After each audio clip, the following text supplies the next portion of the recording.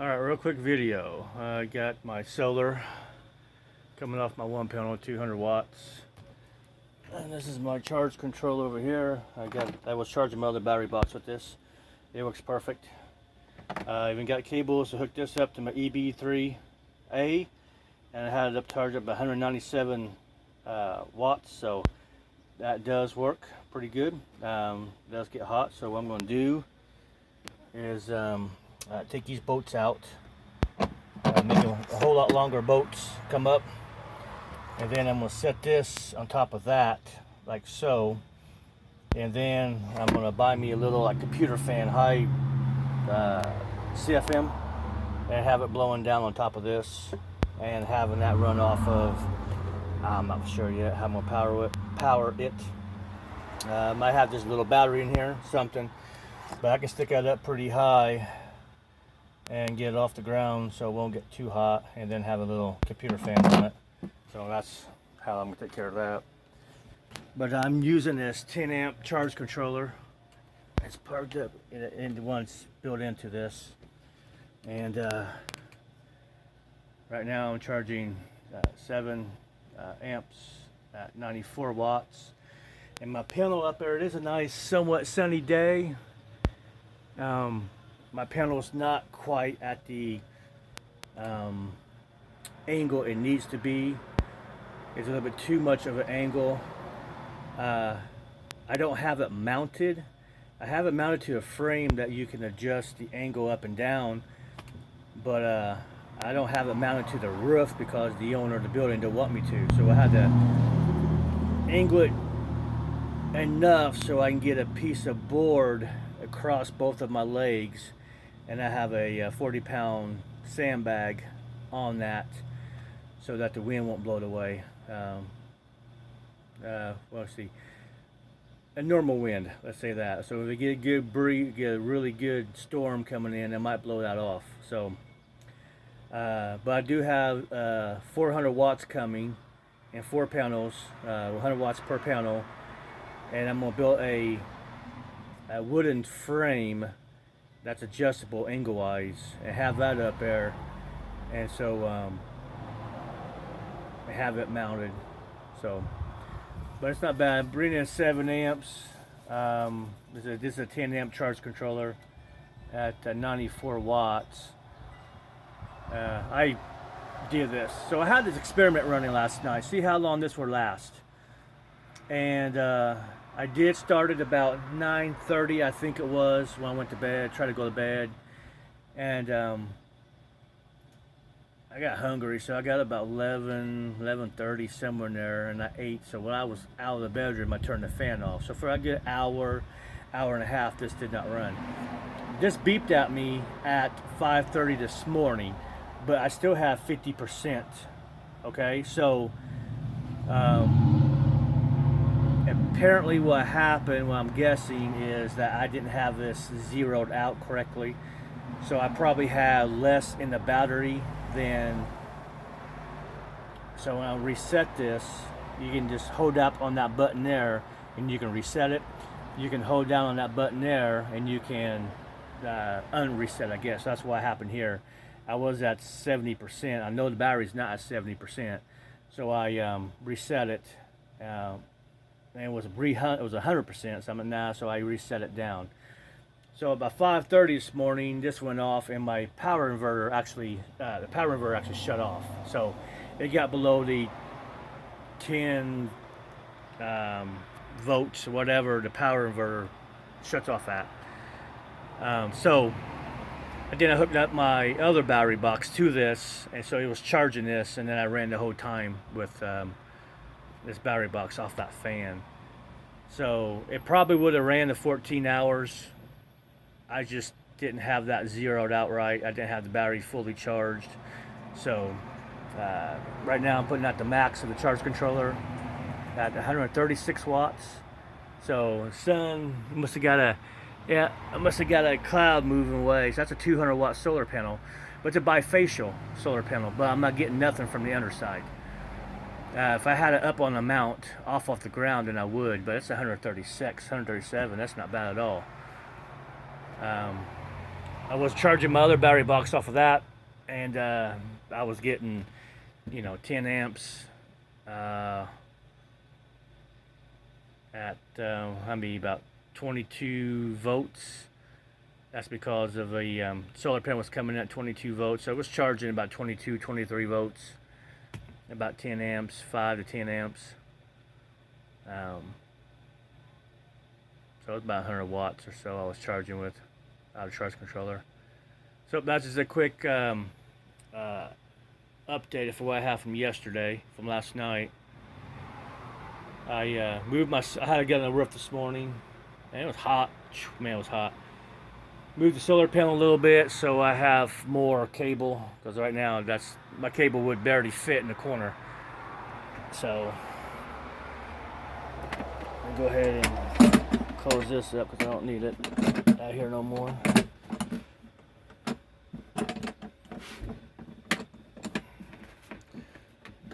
Stopping it from closing. There we go. So yeah, I got me a whole lot longer cable now. All my other cables came in today, so I'm good to go. Got all my connections. Of course, I bought 4 connections, and I'm scratching my head going, why did I buy these 4 connections for? I don't know why I bought them, but I bought them. But I just got done on Amazon, and ordered me another one of these for my other battery box.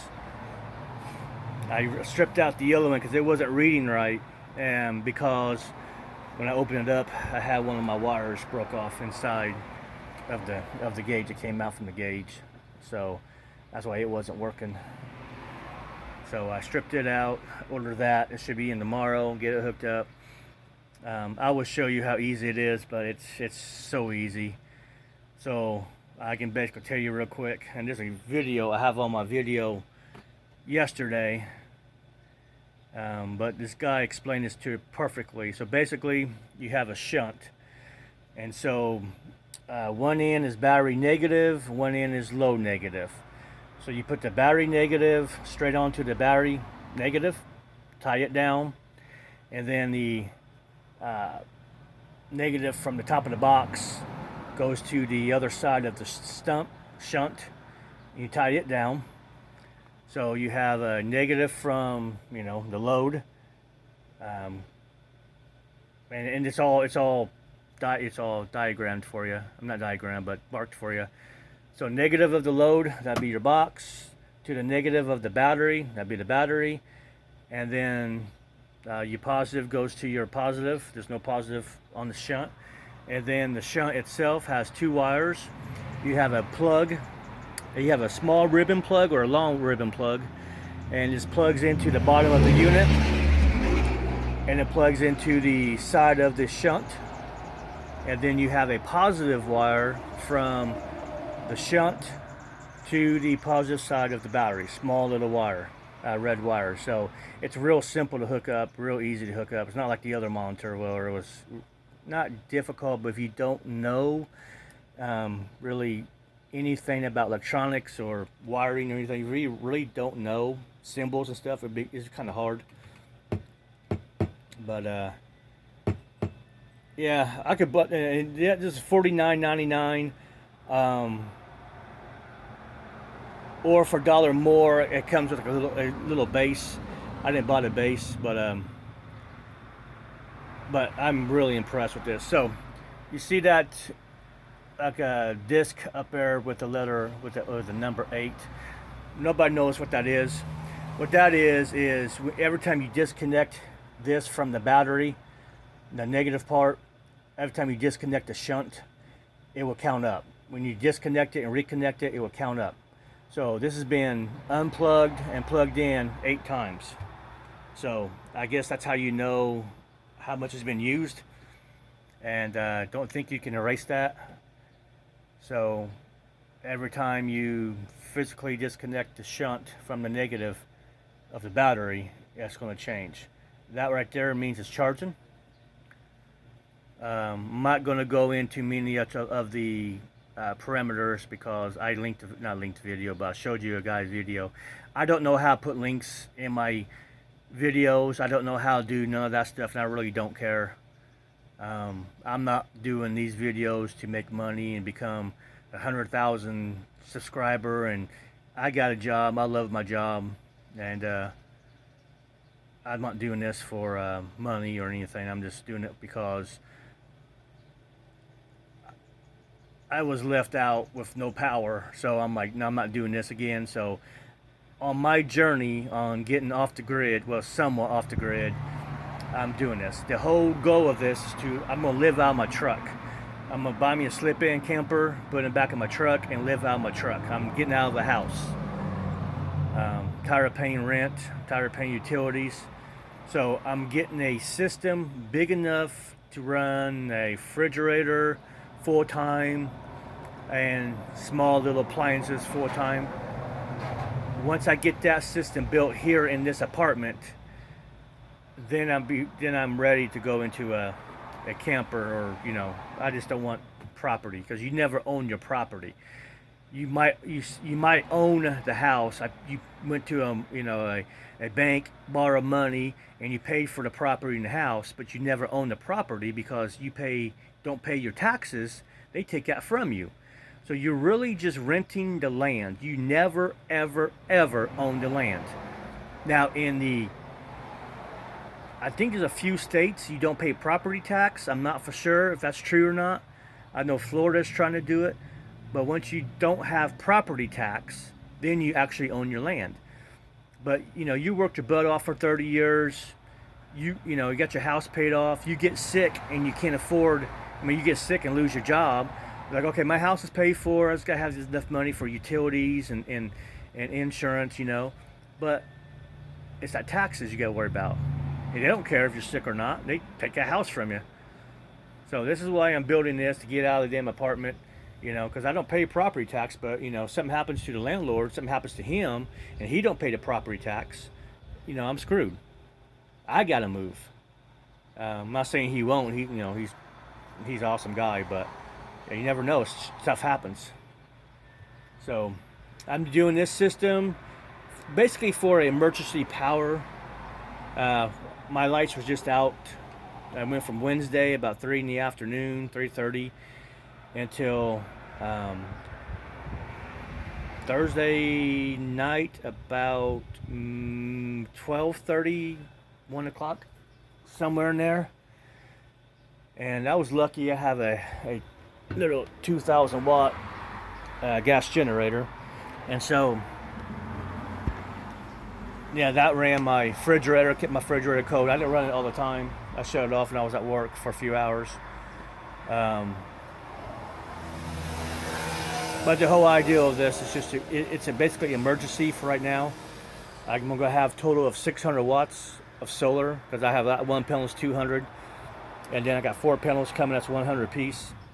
So what I'm gonna probably do is just leave that 200 by itself, like where it is right now, and have that 400 watts. I'm gonna have 2 panels in series, and I'm gonna have 2 sets. So I'm gonna have 1 set of 2 panels, of course. You put that in series, and that's gonna be 24 volts. And then the other 2 is gonna be put in series. That's 24 volts. And then you take both of those and put them in parallel, so you're gonna be doubling the amps. So it's gonna be, those panels are 12 volts, 4 amps or 8 amps. I'm not quite for sure what the rating is on the panel. I don't really remember. But it's gonna come off the roof, and 24. It's gonna be double volts and double amperage, and that's gonna be my main power for the batteries. I probably just use this 200 watts. I don't know for a while yet.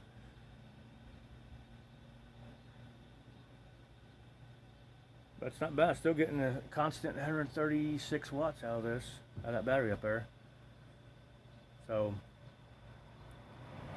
yeah, I get those panels. Those panels should come in Wednesday, but probably won't be put on the roof this year. Probably not. If something really does happen, I can stick them down there on the ground and work it from there. So I'm still getting together, trying to buy. I'm going to buy the metal frames with them mounted onto the wood and you can adjust each panel separately. Or I don't know. I really don't know how I'm going to do this. I'm still watching YouTube videos on this. And this box is off. It is off. So it is charging. It's going to do the charge controller. If I turn it on, it doesn't do anything. Okay, so you turn the box on, you can't charge it. As you can tell, it's not charging. Turn the box off and give it a minute to kick back on. Come back on.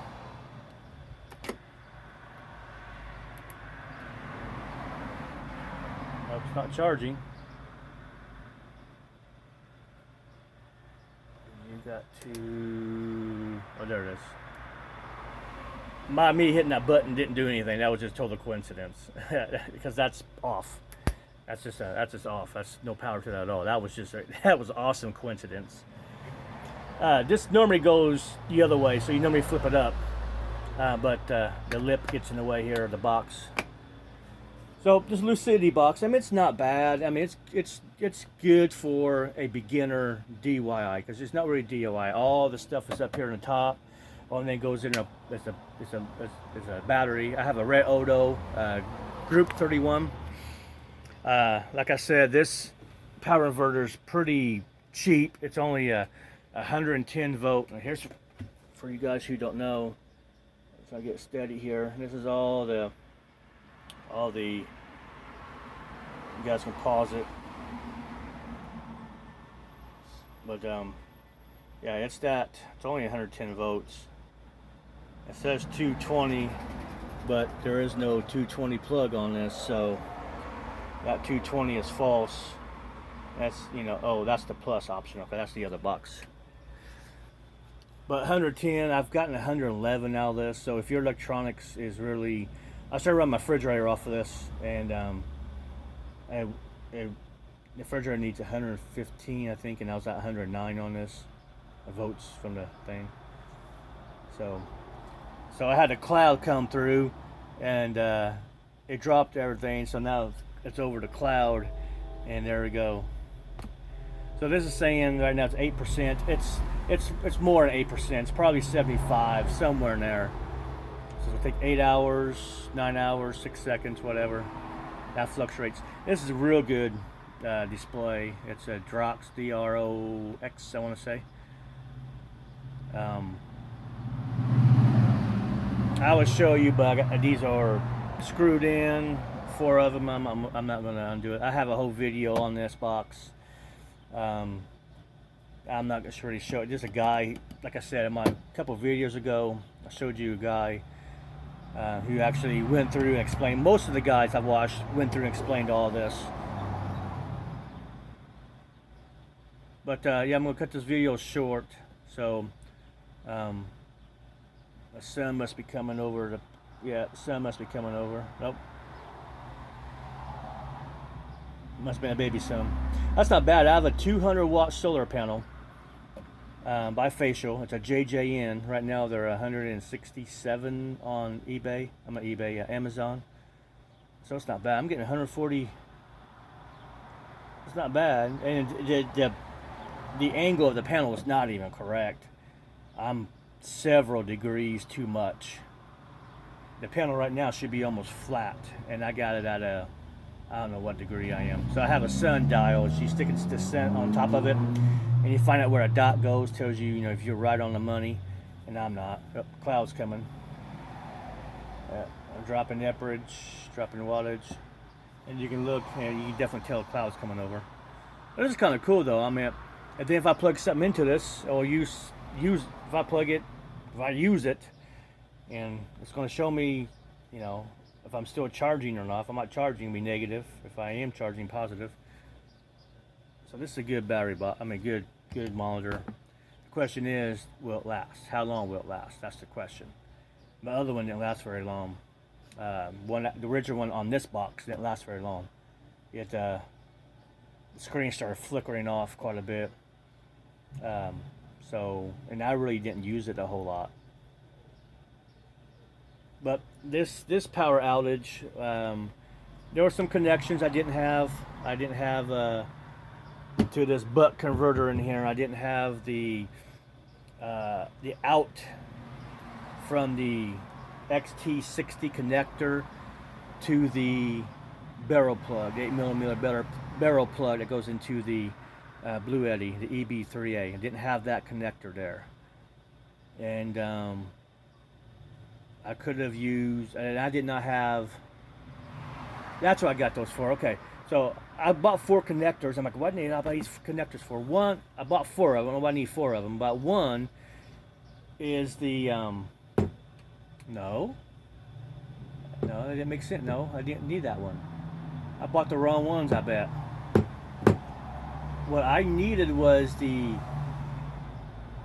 XT60 to the Dean plug. I call them the Anderson plugs here. So I needed the T. So what I needed was this connection. So what happened is your 12 volt goes in here. That's off my battery box. So I have the Anderson connector to the XT60, so I can hook that box straight up to this. And then I have this connector to a barrel plug, 8mm barrel plug. It's 7906, I believe it is.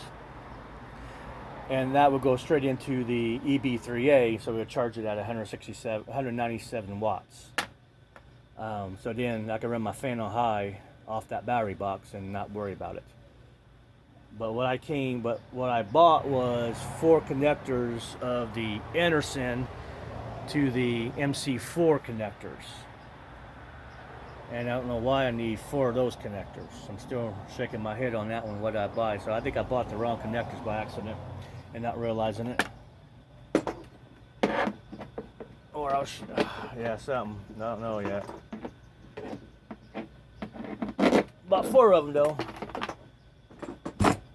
Unless I bought 2 of them and they shipped me 2 extra. I have to go back on eBay. I keep saying eBay. I never buy stuff off eBay, but Amazon. I have a cloud coming in, so there it is. So that's it, guys. Thank you if you stayed around. Thanks, and I will give an update if I have an update on something else.